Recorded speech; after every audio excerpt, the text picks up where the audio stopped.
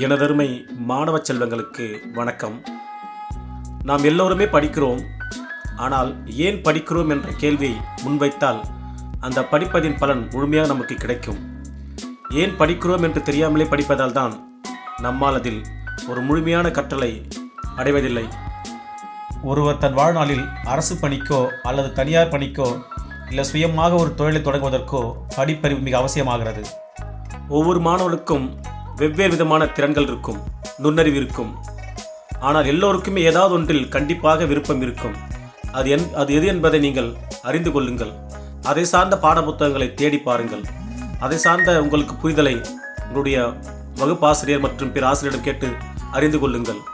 அதன் பிறகு அதை நோக்கிய பயணத்தை படிப்படியாக நீங்கள் தொடர்ந்தீர்களானால் நிச்சயமாக உங்களால் உங்களுடைய கனவுகளை, ஆசைகளை நிறைவேற்ற முடியும். பொதுவாக 5 பாடங்கள் என்று வைத்துக்கொண்டால் 5மே அவசியம்தான். அதில் குறிப்பாக கணித பாடம் இல்லாத ஒரு துறையே இல்லை என்று சொல்லலாம். வாழ்வியலுக்கு அடிப்படையானது கணிதம். ஒரு கடையில் நாம் ஒரு பொருள் வாங்குகிறோம் என்றால் ஒரு தொகை கொடுத்துவிட்டு மீதி பணத்தை நாம் பெற வேண்டும் என்றால் நமக்கு கணிதம் தெரிந்திருக்க வேண்டும். ஒரு 4-5 பொருள் வாங்குகிறோம் என்றால் அதன் கூட்டுதல் நமக்கு தெரிந்திருக்க வேண்டும். இப்படியாக வாழ்விலோடு தொடர்புடைய கணிதத்தை நாம் உள்வாங்கி புரிந்து கொண்டு படித்தால் மட்டுமே வாழ்க்கையில் வெற்றி பெற முடியும்.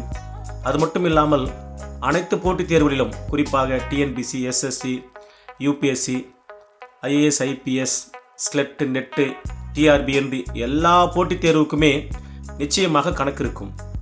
அதே போன்று அறிவியல், சமூக அறிவியல், மொழிப்பாடம் என்றால் தமிழ் மற்றும் ஆங்கிலம். நமக்கு மொழி அறிவும் தேவை. அப்போது நம்மால் எளிதில் ஒரு தகவலை பரிமாறிக்கொள்ள முடியும். ஆக நீங்கள் எந்த பாடத்தை படித்தாலும் அதில் ஆழ்ந்த கவனத்தோடு, குறிப்பாக மனப்பாடம் செய்யாமல் அதை உள்வாங்கிக் கொண்டு படித்தீர்களானால் நிச்சயமாக உங்களால் ஒரு சிறந்த மதிப்பெண் எடுத்து அதன் மூலமாக ஒரு சிறந்த மேற்படிப்பை தொடர்ந்து நல்ல ஒரு உயர்ந்த பதவியில் அமர உங்களால் முடியும் என்று நீங்கள் முதலில் நம்புங்கள். உங்களை நம்புங்கள், உங்களுடைய நண்பர்களை நம்புங்கள், உங்களுடைய ஆசிரியர்கள் நம்புங்கள், உங்களுடைய பெற்றோர் நம்புங்கள். நம்மை வளர்ப்பது நம்முடைய சமூகம்தான். நம்ம சுற்றி இருப்பவர்கள் தான் நம்மளை உருவாக்குகிறார்கள். அது நல்லதோ கெட்டதோ அதற்கு காரணம் அவர்களும் இருக்கிறார்கள். அதை உணர்ந்து கொண்டு ஒன்றை மனப்பாடம் செய்து நீங்கள் அதை மனதில் பதிய வைத்தால் 2 அல்லது 3 ஒரு வாரத்திற்குள் அது மறந்துவிடும். ஆனால் ஒரு புரிதலோடு ஏன், எப்படி, எதற்கு என்ற வினாக்களை எழுப்பி அதற்கான உண்மைத்தன்மையை நீங்கள் அறிந்து கொள்ள வேண்டும். ஆக நீங்கள் அந்த அடிப்படையில் படித்தால் மட்டுமே உங்களால் மிக சிறந்த மதிப்பெண் எடுக்க முடியும். மீண்டும் மீண்டும் சொல்கிறேன், நீங்கள் மனப்பாடம் செய்து உங்களால் எதையுமே சாதித்திட முடியாது.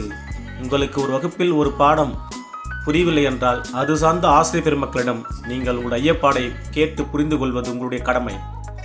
பெரும்பாலும் மாணவர்கள் சந்தேகங்களை கேட்பதே கிடையாது. அங்குதான் அவர்கள் தோற்று போகிறார்கள். உங்களுக்கு கணிதமோ அறிவியலோ மற்ற எந்த பாடமோ புரியவில்லை என்றால், சார் எனக்கு இது புரியலை, மீண்டும் ஒரு தடவை சொல்லுங்கள் என்று நீங்கள் தைரியமாக கேட்கின்ற போதுதான் அவர்களும் ஆர்வத்தோடு மீண்டும் மீண்டும் உங்களுக்கு சொல்லி எப்படியாவது நீ புரிந்து கொள்ள மாட்டாயா என்ற ஏக்கம்தான் அனைத்து ஆசிரியர் பெருமக்களுக்கும் இருக்கும்.